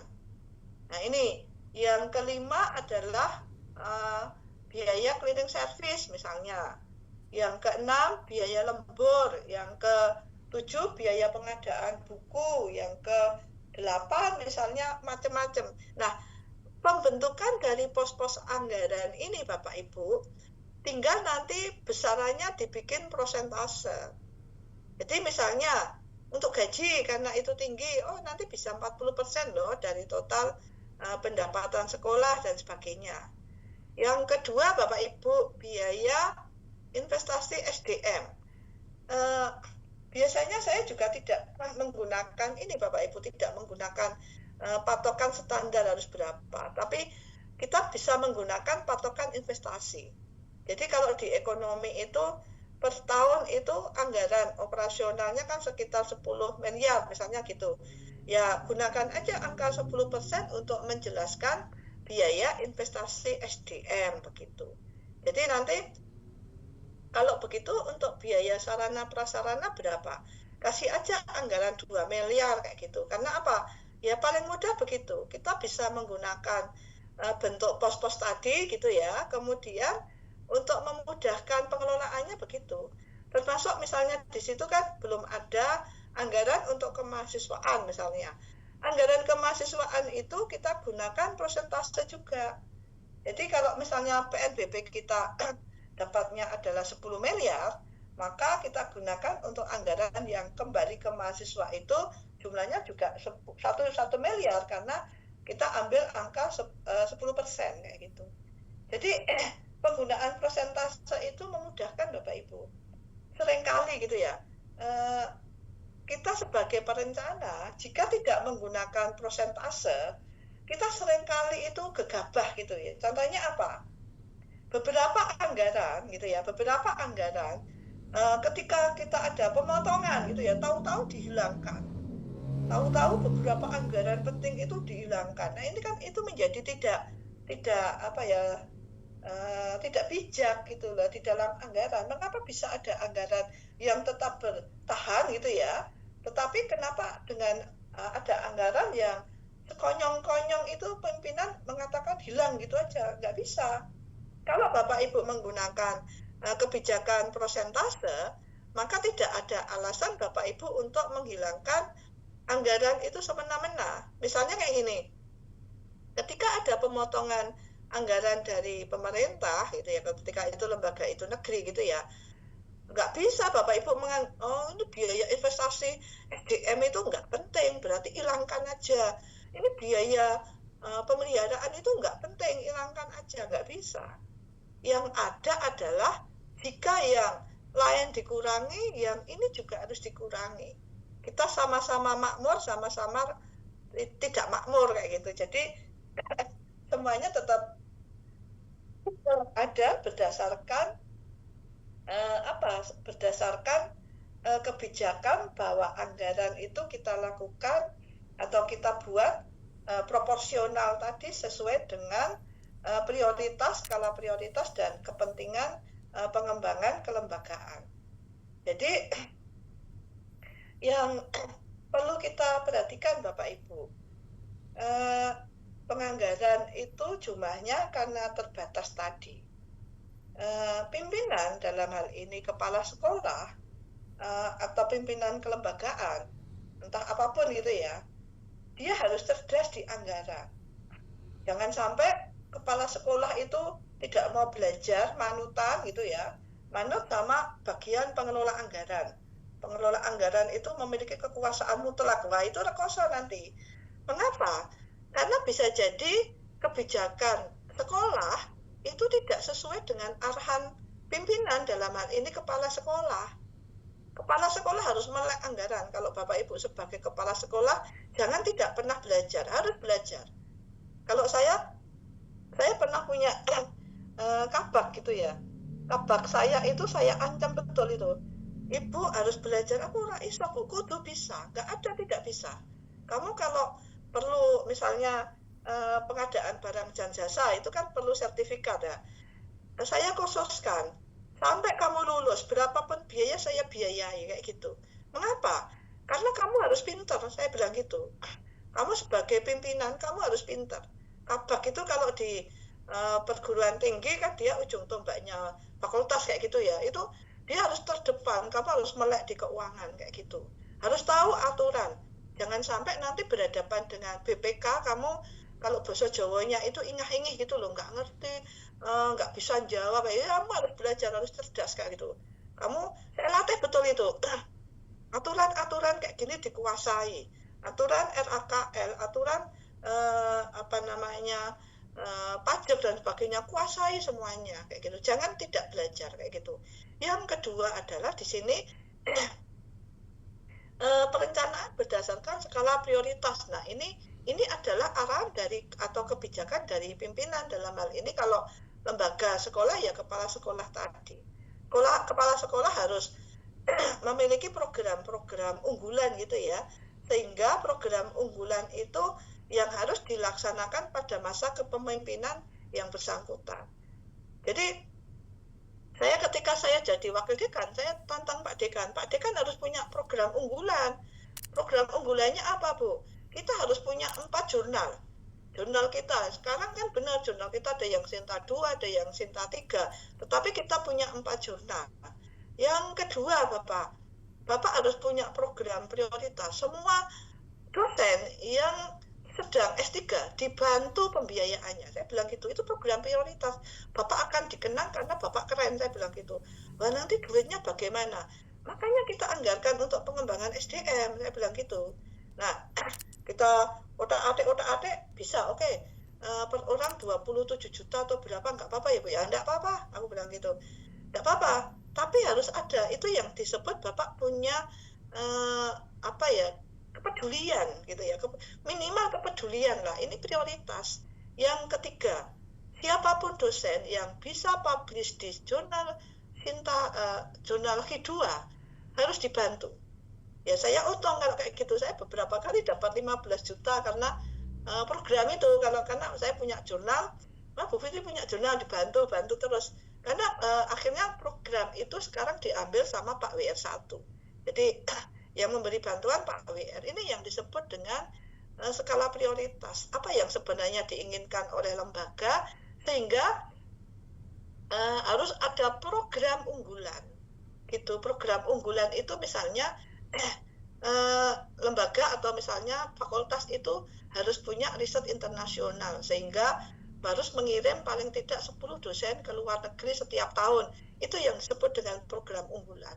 Jadi program itu harus ada karena itu menjadi prioritas yang tidak kalah penting, Bapak Ibu. Pimpinan itu harus ngerti rego kayak gitu loh ya. Jangan sampai beberapa kasus gitu ya. Saya kira kasus di Kementerian Pendidikan yang dialami Mas Nadiem itu terlalu percaya sama anak buah itu ya, berat juga itu ya. Begitu di total 10 triliun loh Bapak Ibu. Harganya nggak masuk akal. Itu loh, harga-harga itu nggak masuk akal. Kita harus belajar tentang harga. Jangan sampai kita memberi harga yang tidak masuk akal sehingga mengundang BPK misalnya, mengundang BPKP atau mengundang Irjen untuk datang. Itu bahaya. Ini kalau bahasa Jawa kasarnya kan makake orang gitu loh, itu kan membuat orang terjebak kayak gitu. Jangan begitu. Selain kita harus cerdas, kita harus memilih anak buah yang amanah, itu penting. Itu penting. Saya bilang, Bapak percaya sama saya enggak? Saya percaya sama Bu Fitri misalnya kayak gitu. Percayakan sama saya. Enggak pernah akan ada temuan. Karena kita berjalan di rel yang benar kayak gitu. Saya galak juga. Begitu ada teman-teman dari luar negeri datang itu sudah saya adang SPJ-nya. Mana SPJ-nya? Kalau nggak dibayarkan, kita pinter-pinter juga ya, misalnya kayak gini. Berapa perjalanan ke luar negeri biayanya? Satu orang rata-rata 30 juta. Bayar kesek 20 juta, 10 jutanya kalau SPJ-nya sudah lengkap kayak gitu. Jangan dibayar semuanya, begitu diminta SPJ-nya kita kesusahan kayak gitu. Kita harus cerdas juga untuk yang namanya anggaran itu jangan ya, terlalu percaya pada orang baik gitu ya. Tetapi kita juga harus membentengi kita agar penyimpangan atau kesalahan-kesalahan SPJ dan sebagainya itu tidak menyulitkan kita kayak gitu. Kalau saya gitu, bayarkan dulu 50%, 50% nanti. Apa yang dibayarkan dulu? Tiket, hotel. Kalau uang sangu dan sebagainya biar mereka bayari. Kalau SPJ-nya sudah lengkap, baru kita lunasi kayak gitu. Itu kan strategi agar keuangan itu jalan. Kita pernah nyoba Bapak Ibu, misalnya dosen ke Jakarta gitu ya. Jakarta itu kan tiket pesawat PP-nya misalnya Garuda itu 2 juta, PP 4 juta misalnya kayak gitu. Kemudian hotelnya di Jakarta itu rata-rata SBU standar itu 800.000. Berarti kan 2.800.000. Taksi dan sebagainya 1 juta, 3.800.000 misalnya. Itu uang saku per hari kan 500.000. Kalau 2 hari berarti 1 juta, 5 juta lah. Jangan dikasih 5 juta langsung. Kasih aja 3 juta. Mereka nanti kalau pulang pasti ini Bu tiketnya, ini bla bla bla, kekurangannya jangan lupa ya Bu. Tetapi begitu disangoni 5 juta, wah nggak balik itu. Kita minta tiketnya saja. Nanti Bu lupa, wah kelengar kita dadak. Bisa jadi nuker ini joli nggak bisa di SPJ kan, pusing sendiri nanti kita. Jadi memang keuangan itu yang tadi kita mengatakan transparan, akuntabilitasnya itu harus terjaga dan sebagainya. Kita juga harus punya strategi agar kita itu mudah dalam banyak hal. SPJ-nya mudah dan sebagainya, tidak menyulitkan kita dan sebagainya. Itu yang seperti itu harus kita perhatikan. Yang ketiga adalah monitoring, itu penting. Jangan sampai terlalu percaya gitu ya. Tidak dimonitor itu wah bahaya. Pasti dimonitor, pasti diawasi, pasti ditanyakan, pasti kita perlu membuka keterbukaan, transparansi anggaran dan sebagainya, oke. Tetapi dalam hal monitoring, pengawasan itu wajib dilakukan. Siapa yang melakukan itu? Pimpinan yang lemah itu keuangannya nanti juga lemah. Banyak kasus penggunaan yang tidak baik itu adalah karena lemahnya di evaluasi atau di controlling atau di pengawasan tadi. Jadi pinter-pinter kita untuk melakukan pengawasan yang benar, yang apa namanya penggunaan yang benar dan sebagainya. Nah itu dulu ketika saya jadi pimpinan, saya detail yang seperti itu saya perhatikan. Misalnya beli kursi kayak gitu ya. Beli kursi, saya bilang per kursi itu per bijinya berapa Pak? Ini sekitar 800. Nah di tempat lain bisa 650 ya Pak. Ini kualitasnya bagus kok Bu. Kalau saya minta 100 sampai 300 kursi, masuk harganya sekian. Nah ini kan kita bisa ngerti harga, kita bisa pertanggungjawaban dan sebagainya dan sebagainya. Ini keterbukaan menjadi penting. Jangan sampai kita ditanya orang kursi ini regane piro to Bu? 650. Halah kuwi regane mok 250 kuwi dihapusi orang kayak gitu. Berarti kan kita sebenarnya tidak pintar untuk melakukan pertanggungjawaban. Sehingga kita juga harus mencari harga sebenarnya standarnya berapa, itu penting. Jadi di keuangan itu keterbukaan, tanggung jawab, penggunaan dan sebagainya itu penting. Karena terkait dengan uang itu gampang-gampang susah Bapak Ibu. Gampang-gampang susah gitu ya.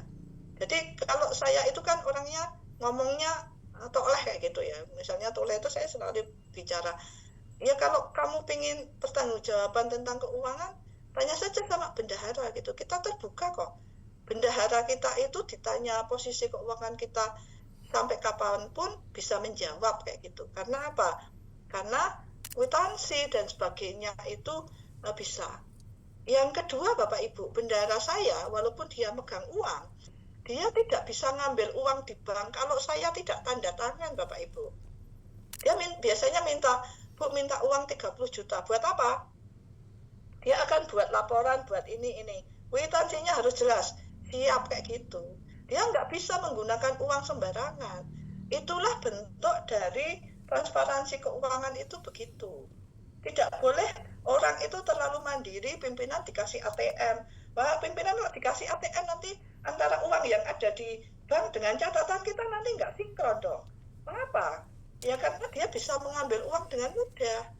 Apalagi kalau nggak dikasih ATM, dikasih PIN, bisa ngambil nggak pakai ATM kan ya. Banget nanti kita kalau itu tidak sinkron, tahu-tahu uang keluar sendiri kayak gitu.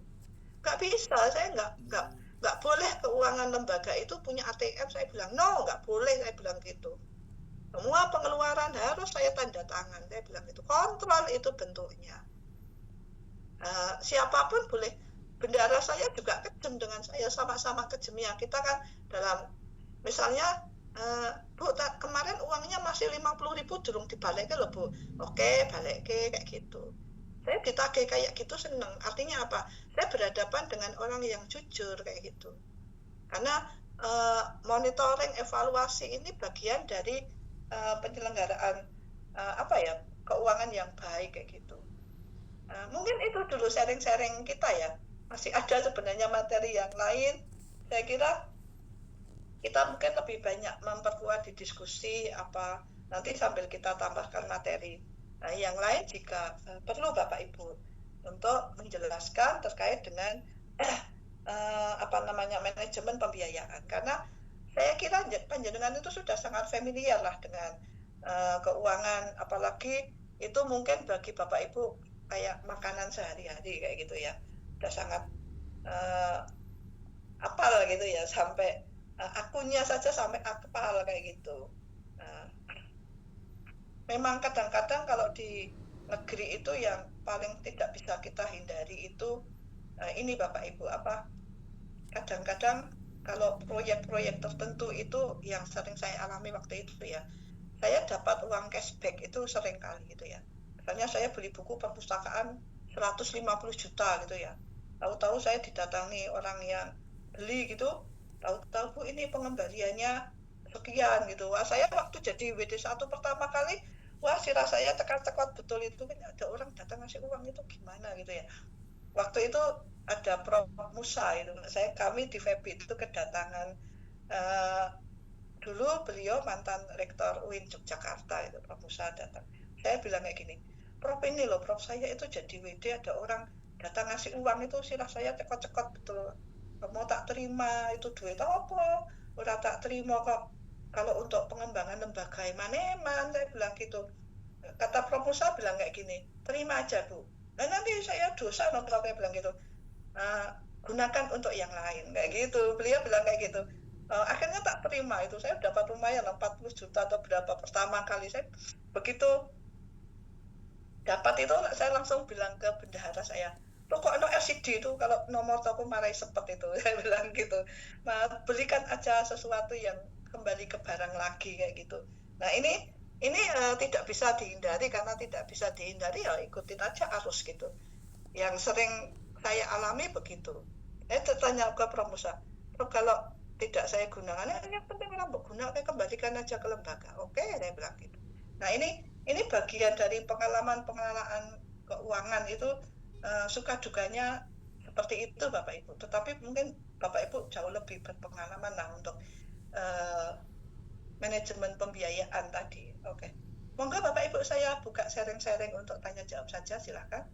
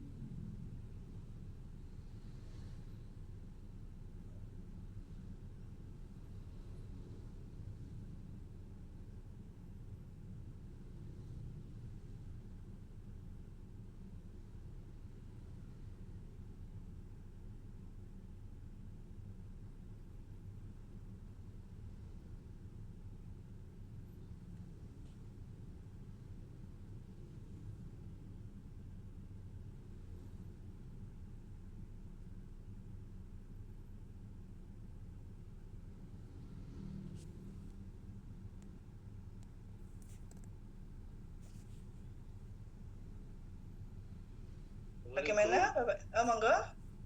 Waalaikumsalam. Izin Prof. Baik Pak Iwan, monggo. Iya. Saya perkenalkan diri dulu ya Prof. Mas Iwan Ridwan dari Bandung. Ada beberapa hal yang ingin saya sampaikan, mohon ada tanggapan dari Prof. Yang pertama, berbicara masalah pembiayaan pendidikan, tentu tidak akan bisa dilepaskan dari sumber biaya tersebut. Secara umum, ada beberapa pintu yang menjadi sumber pembiayaan pendidikan. Yang pertama adalah iuran wajib siswa, kemudian subsidi silang. Jadi maksudnya begini, ketika kita menetapkan nominal iuran wajib siswa, itu sudah diestimasi dengan kemungkinan ada beberapa orang tua santri yang kurang mampu gitu. Nah sehingga nanti akan dialokasikan subsidi silang tersebut untuk menutupi kekurangan orang tua siswa yang kurang mampu itu. Itu yang dimaksud dengan subsidi silang. Lalu yang kedua, ada program orang tua angkat, di mana kita bekerja sama dengan komite sekolah. Kemudian kita sosialisasikan kepada orang tua yang termasuk kategori agnia gitu, agar mereka bersedia menjadi pendamping dalam masalah pembiayaan untuk anak-anak yang orang tuanya kurang mampu. Itu yang maksud dengan program orang tua angkat. Lalu yang keempat, bantuan pemerintah, diantaranya dari BOS. Kemudian digitalisasi penerimaan biaya pendidikan. Jadi maksudnya begini, kita punya aplikasi yang mengatur lalu lintas keuangan, terutama dari orang tua santri, di mana setiap orang tua santri melakukan top up di aplikasi tersebut, maka ada biaya administrasi 2 atau sampai 3.000 gitu. Dan itu pun dialokasikan untuk uang kas di sekolah. Kemudian yang terakhir itu adalah kalau di sekolah saya itu ada infak agniya yang kategorinya manihah, Prof. Jadi manihah itu gini. Jadi kita mendata orang tua pengusaha. Nah, kebetulan kalau di kampung saya itu pusat industri topi. Jadi topi Bandung itu pusatnya di kampung saya gitu. Nah, nanti orang tua yang mereka itu pengusaha topi gitu. Kita berikan sosialisasi, kita ajak kerjasama di mana mereka dapat menyisihkan sebulan sekali dari penghasilan usaha yang mereka jalankan. Sekian persen mereka infakkan ke sekolah. Itu program manihah yang kami lakukan di sini. Nah, semua sumber pembiayaan ini tentu saja harus dibuat sistem di mana satu sama lain itu saling terkoneksi, kemudian diikuti oleh kegiatan diantaranya kegiatan CRM, Customer Relationship Management gitu. Nah, itu yang pertama yang ingin saya sampaikan dan mohon pencerahan dari Prof. Gimana sebetulnya apa yang barusan saya sampaikan dalam perspektif Prof. Lalu yang kedua, kebijakan pembiayaan pendidikan. Karena pembiayaan pendidikan itu kan jadi salah satu dari 8 standar pendidikan, yaitu standar pembiayaan. Tadi Prof sudah menyatakan bahwa kalau negeri itu betul-betul terikat, tidak punya wilayah seperti yang dimiliki oleh sekolah swasta. Nah, tetapi tetap mungkin baik sekolah negeri ataupun swasta masing-masing memiliki sandaran. Kalau sekolah negeri itu sandarannya undang-undang. Kalau sekolah swasta tentu saja sandarannya bukan sekadar undang-undang, tapi yang paling utama moral, gitu. Yang tentu saja ini harus disesuaikan dengan peningkatan penjaminan mutu pendidikan kepada konsumen pendidikan, yang dalam hal ini peserta didik dan orang tua, dan tentu saja akan disesuaikan dengan kebutuhan skala prioritas, gitu. Itu yang kedua. Lalu yang ketiga, problem pembiayaan pendidikan secara umum yang saya rasakan di sekolah saya itu diantaranya satu, SOP yang tidak jelas, gitu. Jadi SOP-nya tidak jelas bagaimana sih sebetulnya lalu lintas keuangan yang menjadi pembiayaan pendidikan. Itu yang pertama. Lalu yang kedua, kerap kali pintu masuk, gitu, keuangan yang masuk ke madrasah itu tidak one gate, gitu. Terkadang ada pihak-pihak yang juga menerima biaya pendidikan, meskipun pada akhirnya distorkan juga diantaranya ke TU atau ke bendahara, tapi tetap kondisi seperti itu jadi kendala, gitu, terhadap problem pembiayaan pendidikan. Lalu yang ketiga, komitmen atau kekurang mampuan orang tua. Dan yang terakhir, Prof, saya mau bertanya terkait sistem penggajian guru tadi, yang kalau saya tidak salah menyimak, tadi Prof menjelaskan bahwa sistem penggajian guru itu harus disesuaikan dengan jumlah siswa, juga besaran investasi gitu. Mohon penjelasannya, bagaimana sih cara mengimplementasikannya. Jadi dari apa yang saya sampaikan barusan, sekali lagi mohon pencerahan dari Prof. Terima kasih. Assalamualaikum warahmatullahi wabarakatuh.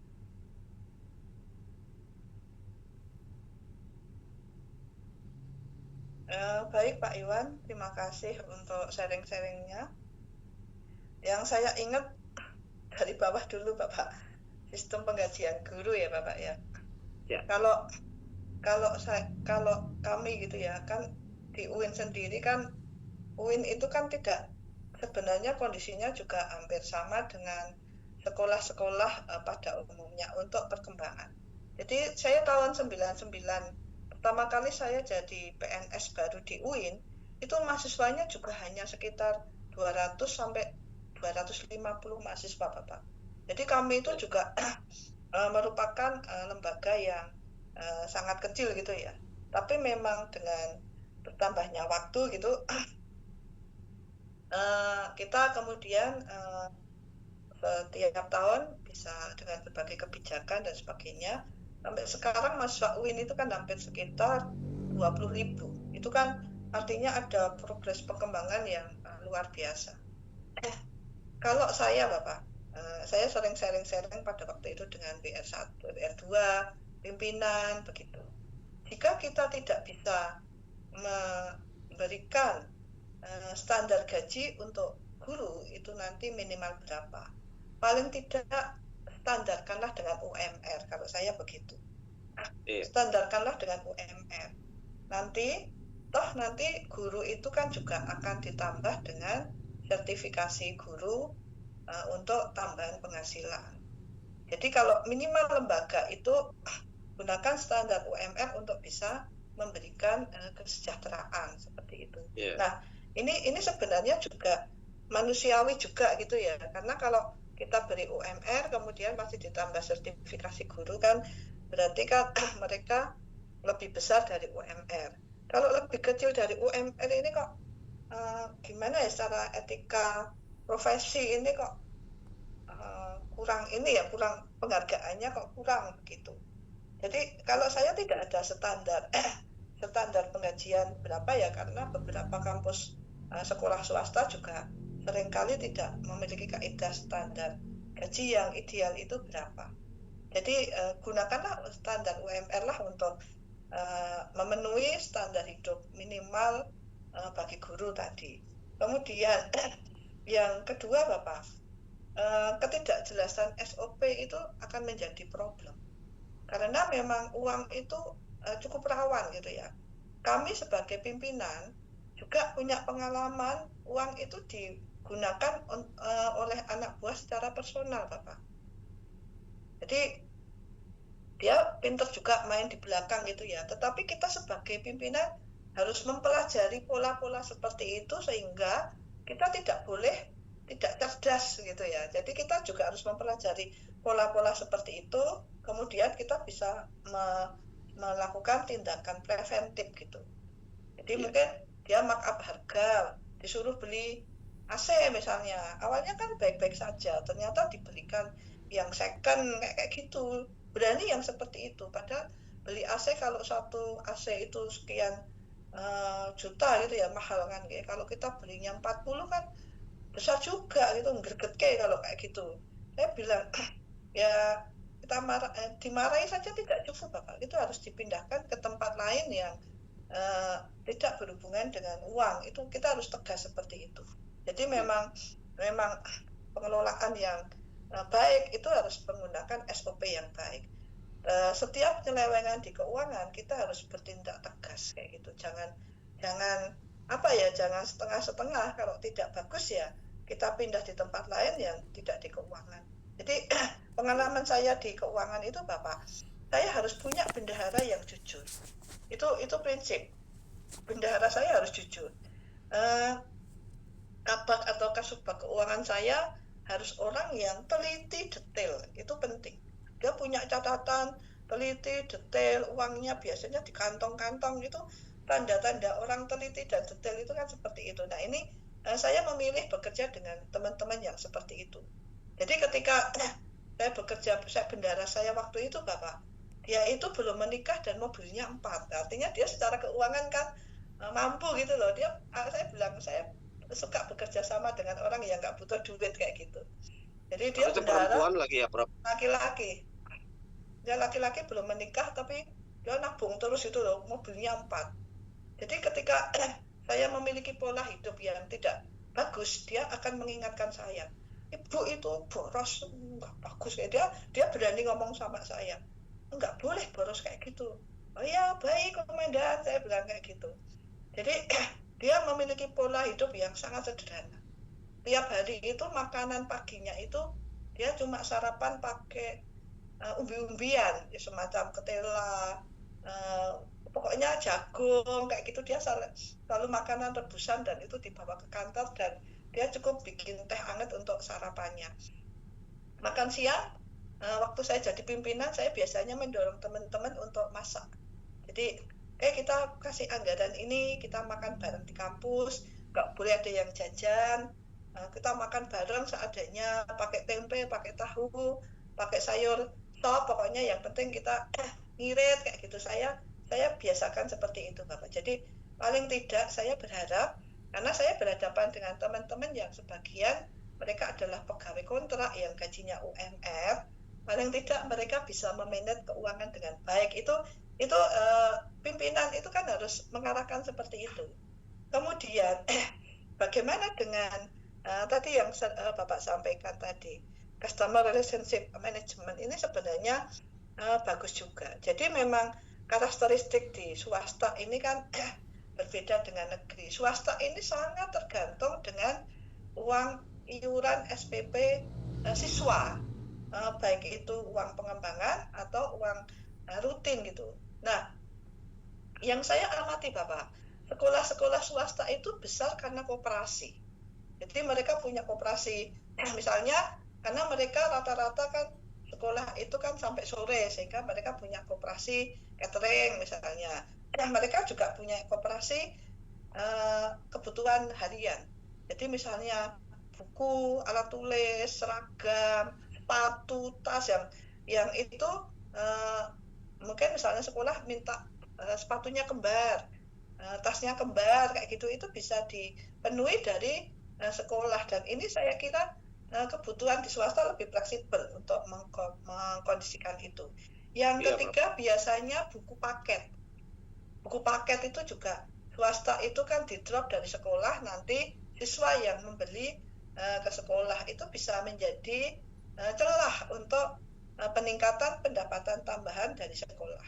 Jadi atau mungkin sekolah mengadakan yang terstruktur itu guru les atau apa ya, itu nanti bisa di kapling-kapling. Kalau dulu di Takmirul, anak saya kan kebetulan SD-nya di Takmirul, itu lokasi berdasarkan lokasi. Jadi lokasi X nanti tambahan pelajarannya sama bapak ini, lokasi ini yang dekatnya ini tambahannya sama bapak ini dan sebagainya. Ini siswa ini diminta biaya tambahan, walaupun tidak mahal, tetapi ini menjadi cara untuk menambahkan pendapatan. Yang kedua Bapak, memang di Takmirul itu juga mengenal yang disebut dengan subsidi silang, dan itu menjadi promosi yang baik bagi sekolah keluar.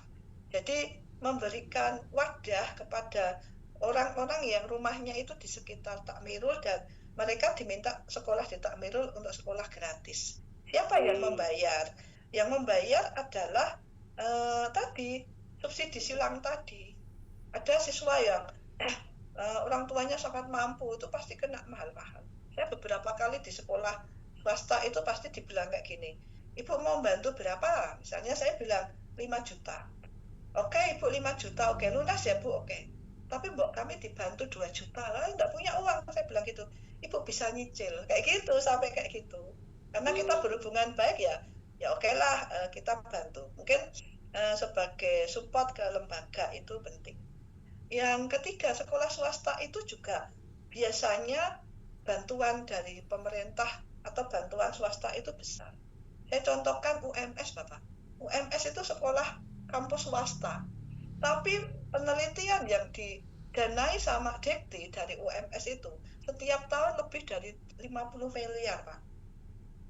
Dia pinter dia. Saya juga Ya, Prof. Ya. dia pintar, jadi dosen-dosen itu dilatih terus, perguruan tinggi melatih dosen, misalnya dikirim ke Karimun Jawa, disuruh bikin proposal, nanti dinilai sama internal, tidak bagus dikembalikan, kurangnya di mana dikembalikan, seperti itu, sampai setiap tahun sekitar 140 riset itu lolos, Bapak. Per orang itu antara 100 sampai 500 juta. Itu dari Kemendikti. Pintar-pintar mengambil dananya itu dari kegiatan, belum lagi dana-dana kemahasiswaan. Mahasiswanya dibimbing, diarahkan, kamu cari riset ini dan sebagainya. Nah, lolos, banyak yang lolos yang seperti itu. Artinya apa? Celah untuk mendapatkan bantuan itu besar. Sekolah swasta malah kemampuannya lebih besar seperti itu. Mereka tidak bermain individual. Nanti bagaimana terkait dengan lembaga dan sebagainya. Setiap dosen yang mendapatkan hibah riset, Bapak, akan dipotong 10%. Jadi lembaga juga untung kalau dosennya banyak yang mendapatkan riset, itu untung mereka.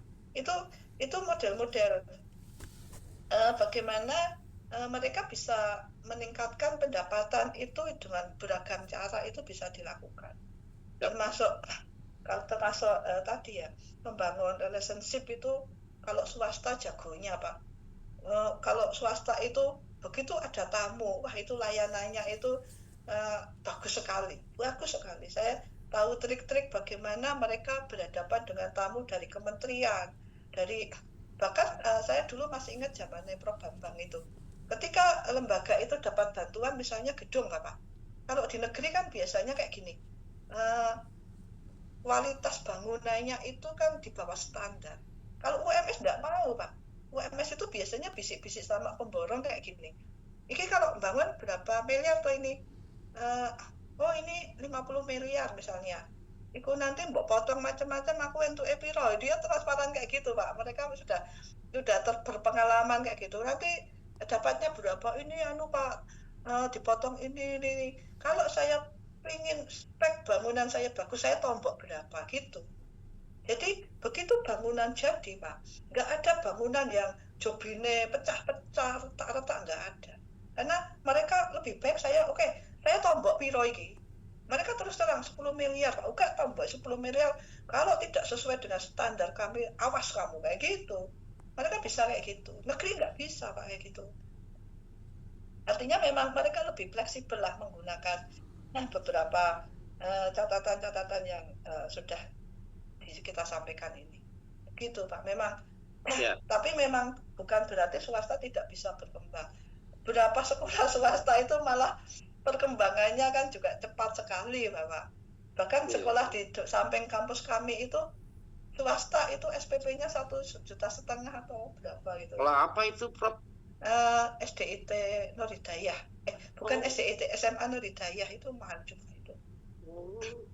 Masuknya 25 kepalanya juta. Luar biasa, Prof. Kayaknya kepala sekolahnya kayaknya ini masuk S3 di studi Islam kayaknya. Kayaknya lah ya, ada dengar-dengar. Itu kita harus kenalan dengan beliau itu, Prof. Pendanaannya itu. Pendanaannya ya memang pintar juga ya. Dan sekarang itu mereka semakin populer itu karena lembaganya semakin populer itu, banyak siswanya yang keterima di beberapa kampus besar di Indonesia gitu. Biasanya alhamdulillah begitu. Kan SMA kan biasanya yang dikejar begitu.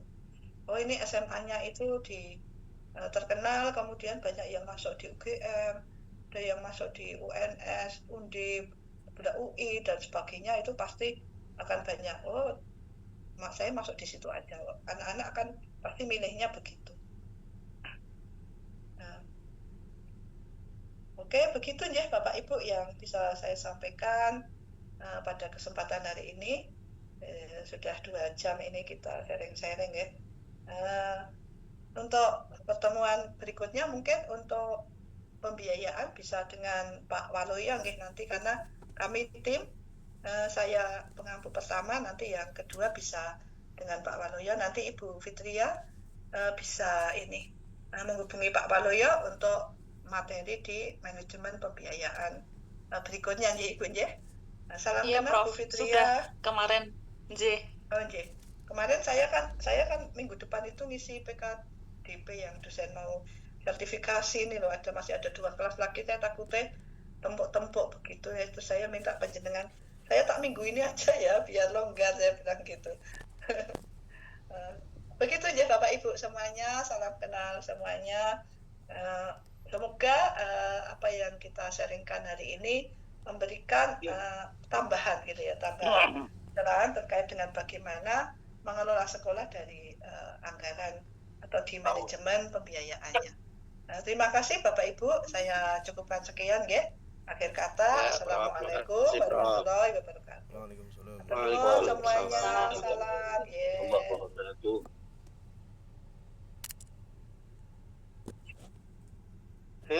Kasihan yang baru datang nih. Dari tadi nggak bisa masuk. Ternyata harus manual. Ternyata saya langsung dari linknya nggak bisa. Ketinggalan Kali pesawat. masuk udah selesai. Pesawatnya malah delay ini. Waduh. Umroh lagi Yai.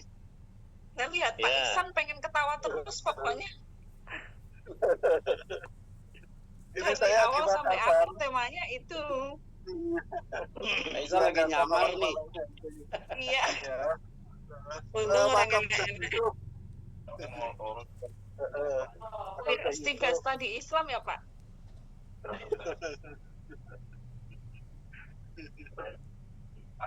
Ini Bu dosen udah keluar? Sudah Pak. Sudah. Saya mau wudhu tak? Allah. Iya, bener.